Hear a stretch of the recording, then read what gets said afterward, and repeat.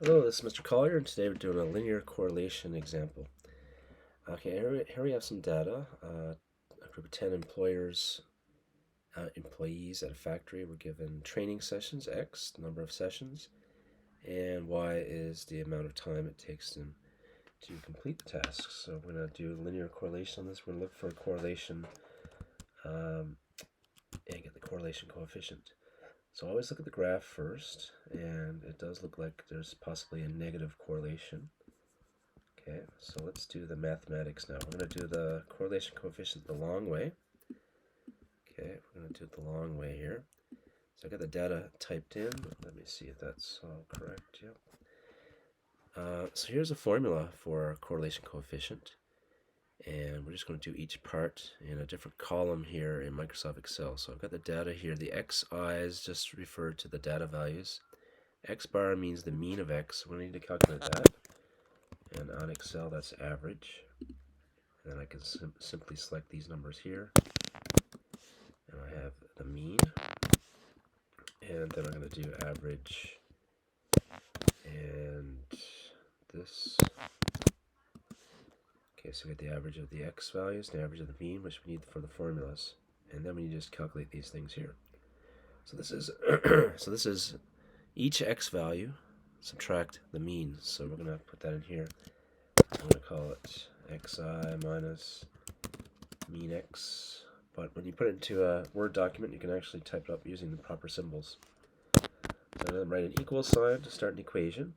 I'm going to click on the x value and then subtract the mean. Now we want to subtract this mean every time. We don't want to move the cell. So we need to click $ B $13. So it always takes that cell, the mean. Okay, so I'm going to drag this down with the black cross. So it does that for every single one of them. And we need the same thing for the y values here. So I'm going to change it to y, I minus mean y. Click equals, click on the y value, subtract the mean y value with some $signs so that it always picks the mean. And go to the black cross, drag that down. So I've got those values there, right? Then they're written with brackets next to each other, so you have to multiply them.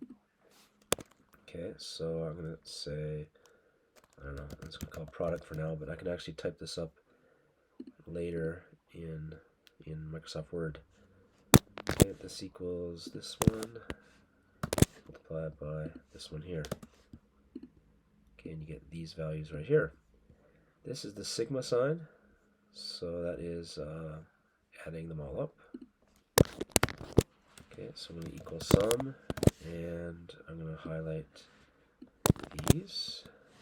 Okay, that's the sum of, that's basically the numerator of this formula. Okay, now in the denominator, we've got these xi minus x bar squared. So I'm just going to maybe copy this over. And for now, I'm just going to write squared.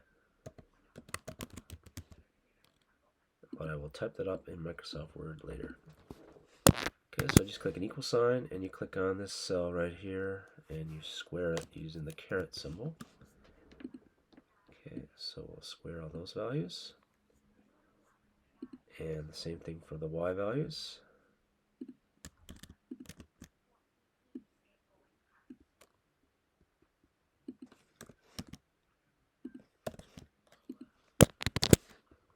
So simply click on this and square it.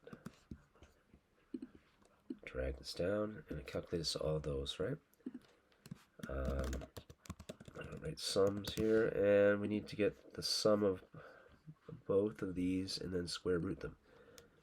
So I'm going to actually just drag this over. He'll do the sum of the columns above. Okay, let me just highlight that. But here we need to actually then square root them too. So I'm going to write square root and type this all up more formally in a second.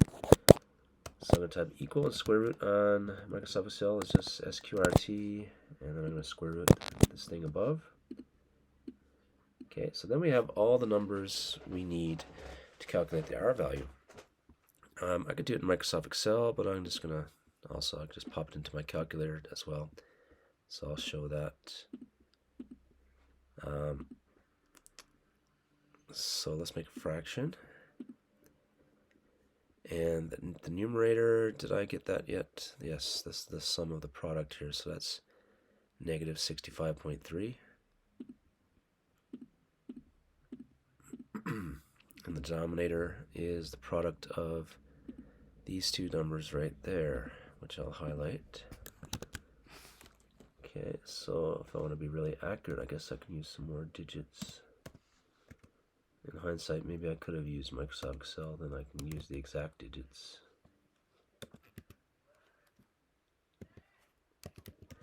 Okay, I think that's right. Always double check. It's easy to make a typo. Okay, the second number is 11.9540788. Okay. Yes, what happened there? It's a decimal point. Okay, now that's correct. That looks correct. Click enter, and I get an R value of negative 0.772, which means obviously a negative correlation. So let's check out Desmos and verify that's correct with Desmos here. Okay, let me just move this over a bit.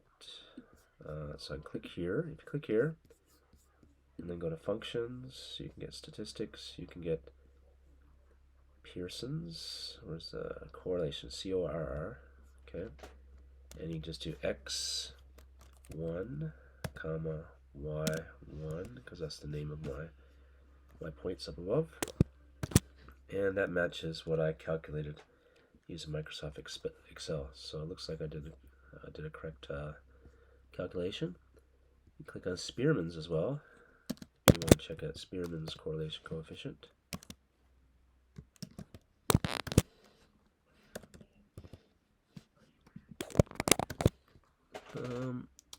That one, that's up there. Okay, x1, y1, that should have worked. Let me try that again.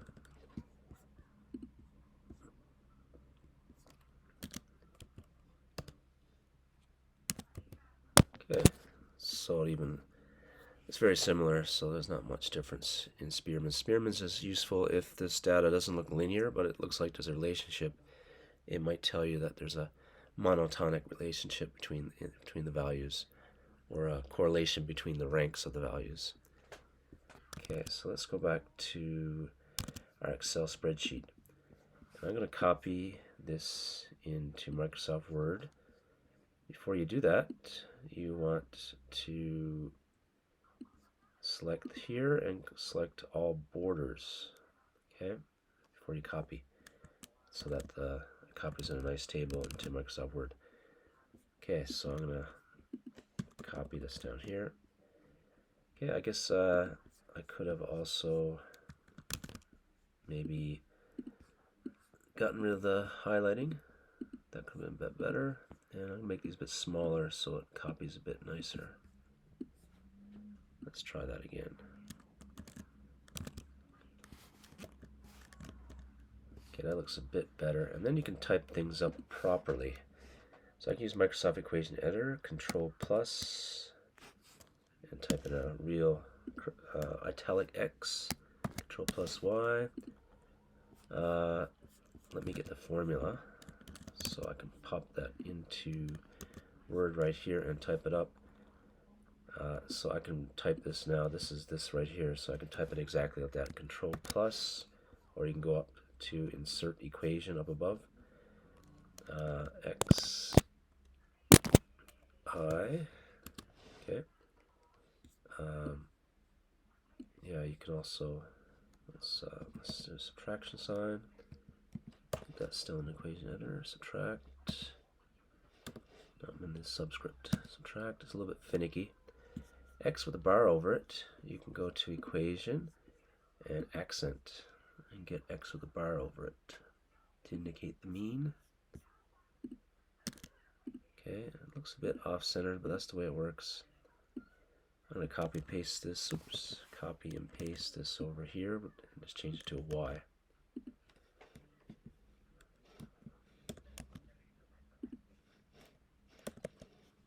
Okay, and then the product would be, let's set it up. Control plus to make an equation, bracket into two brackets, and just copy this over.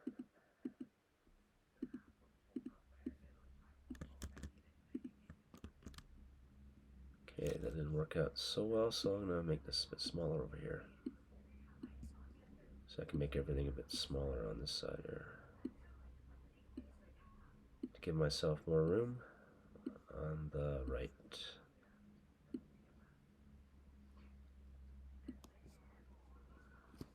Okay, down here I can fix these.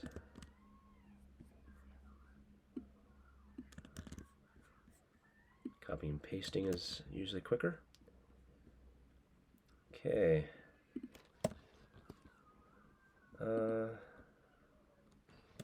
Maybe I can write square root.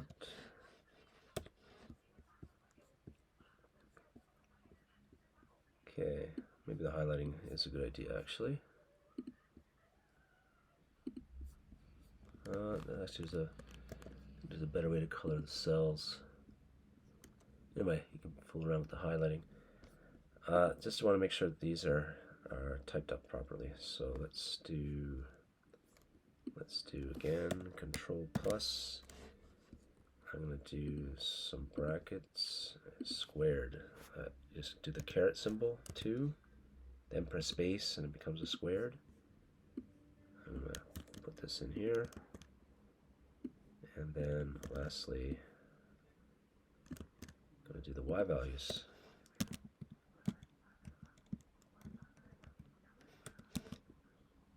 And move this a bit over. Okay, now everything looks pretty good.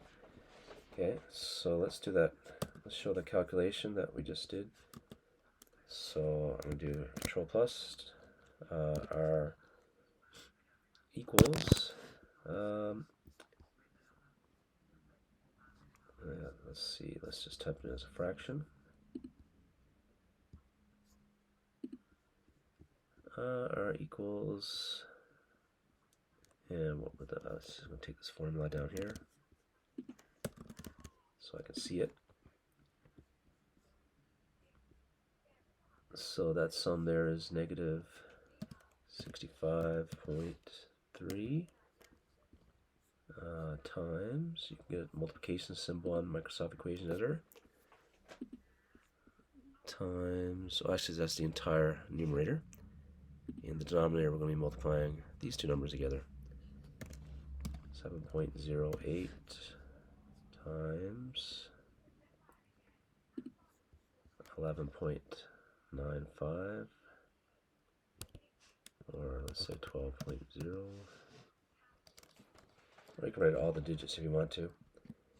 And next I'm going to write in the answer, but I'm going to use the approximately equal to symbol, which is right there, or Control X on your keyboard. And what did I get again? That was negative 0.772. Okay, so we've calculated that. Actually, let me put this over here. You should actually probably could actually retype this as well. So it looks like the same font. If you want to get it to go to the right, you can just click over here on Home and click here. And I think you can do the same thing for this if you want it to look like that, right? Okay. So there's your correlation coefficient. So it looks like a strong negative correlation. You can research what the range is for a strong correlation, but that looks like a strong correlation according to all sources. Okay, well, next we can do a hypothesis test.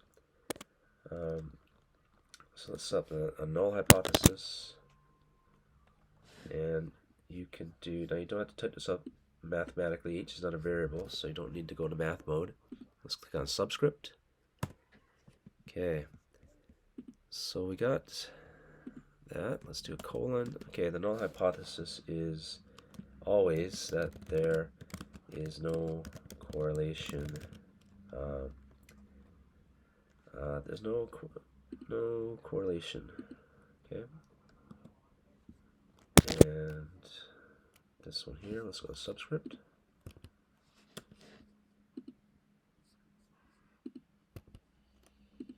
Okay, now alternative hypothesis could be that there is a correlation, or in this case you could say, I guess, you suspect it's a negative correlation. So we could say there is a negative, let's say population correlation between the two things that we're testing. What are the two things again? Number of training sessions and time taken to complete a task. Between the number of training sessions and time to complete a task.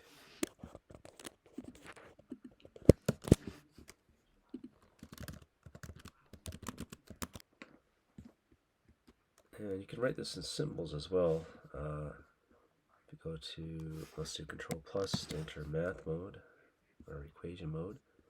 For population correlation coefficient, we use the letter rho. So rho equals 0. Then we don't need to use the word population here. It sounds a bit better. There's no correlation.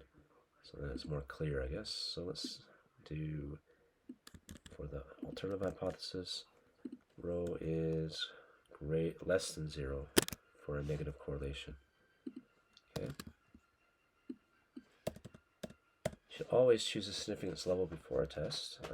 So we will do a one-tailed test because we're doing less than 0. One-tailed hypothesis test.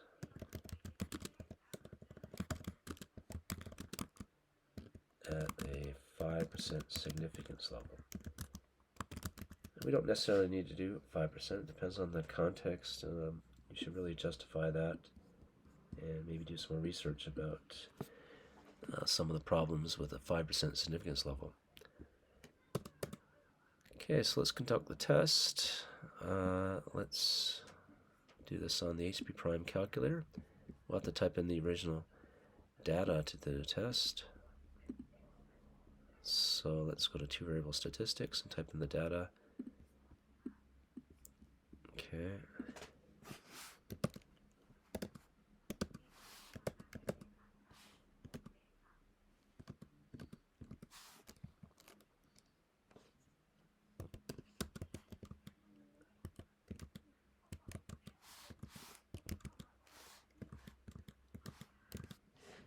Okay, I got the data typed in.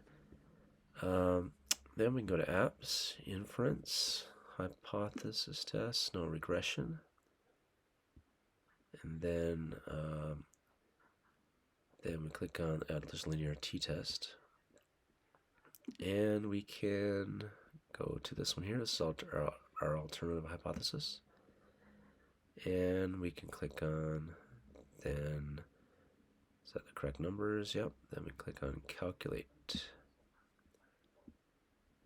Okay, so we click on calculate. This actually gives us the equation of the regression line and everything as well. But the R values down here, this matches our R value from before.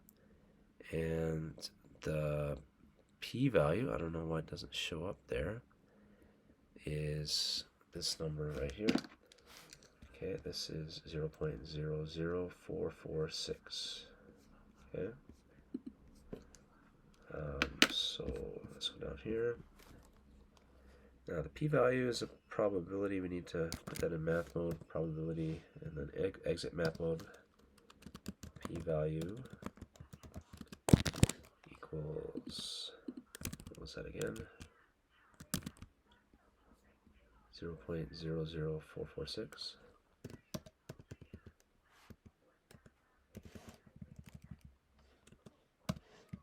Okay, which is obviously less than 0.05. Therefore,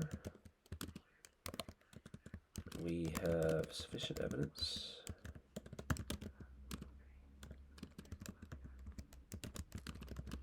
to reject the null hypothesis.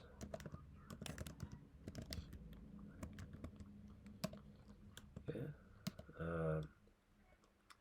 Yeah, so we have sufficient evidence to reject the null hypothesis. So it looks like there is a negative correlation between the two variables. If there's a negative correlation, we can find the equation of the linear regression line. We can do that, that was on our calculator actually. We can also do it in Desmos or on Microsoft Excel. If you do it on Microsoft Excel, it gives you r squared, so you have to simply square root it. To do linear regression on Microsoft Excel, we can do y1. We can go down to ABC down here, click on tilde. So you get the subscript, and then click tilde. Linear regression, we can do simply a x1 plus b. Okay, so it gives you a nice graph which you can copy and paste. And actually, before copying and pasting, we should have labeled our graph with the title and label the axes, and just put the scatter plot in. Actually, before we even calculate the correlation coefficient and discuss whether you think there's a positive correlation or negative correlation, or maybe discuss any outliers and things like that.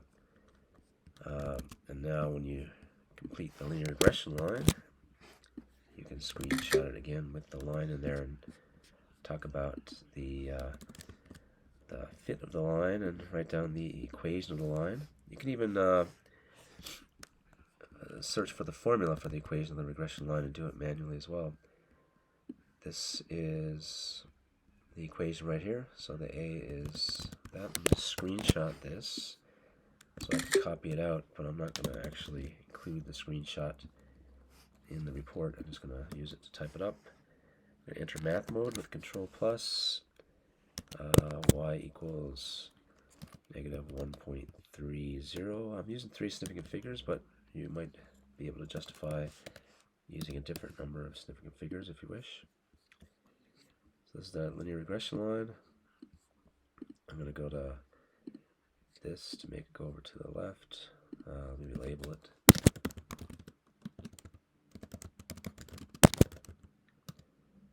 Okay, this line will minimize the distances between the linear regression line and the points, the data values. It will minimize the squares of these distances. Okay, and those are called residuals, so you might want to look at as well a residual plot. Okay, let's turn this off.